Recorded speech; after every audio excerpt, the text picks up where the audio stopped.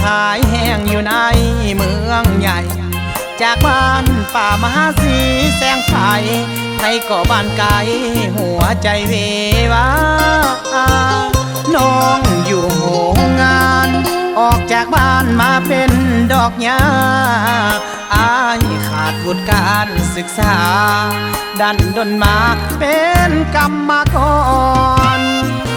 ต่างคนเดินจรมาเป็นกรรมกรหับจ้างฟ้า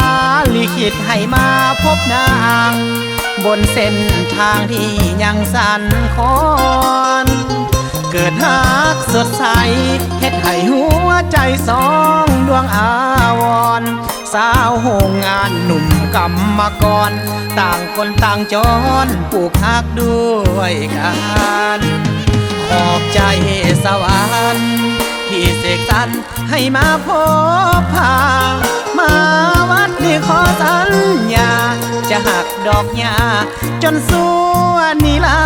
นดร์ดอกฟ้าสูงส่งมาวัดบอกขอเอื้อมฝันจะมีดอกหญ้าเท่านั้นเฮาจะเติมฝันให้กันและกัน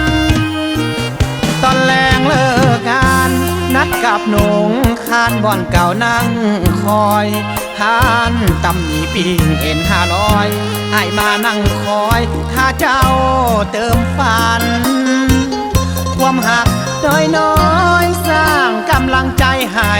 กันและกันพอมีแห้งลูกยืนสู้งานช่วยกันเติมฝันของเฮาให้เต็ม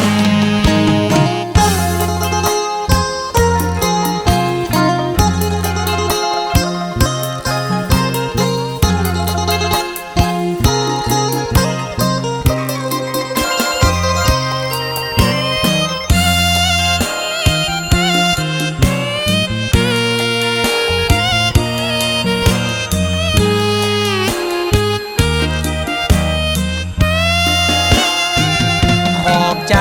สวรรค์ที่เสกสรรให้มาพบพามาวัดนี่ขอสัญญา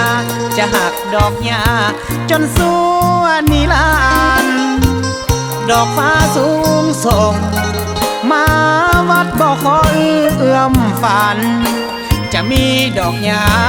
เท่านั้นเฮาจะเติมฝันให้กันและกันตอนแรงเลิกงานนัดกับหนุ่งคานบ่อนเก่านั่งคอยทานตำหนิปิงเอ็น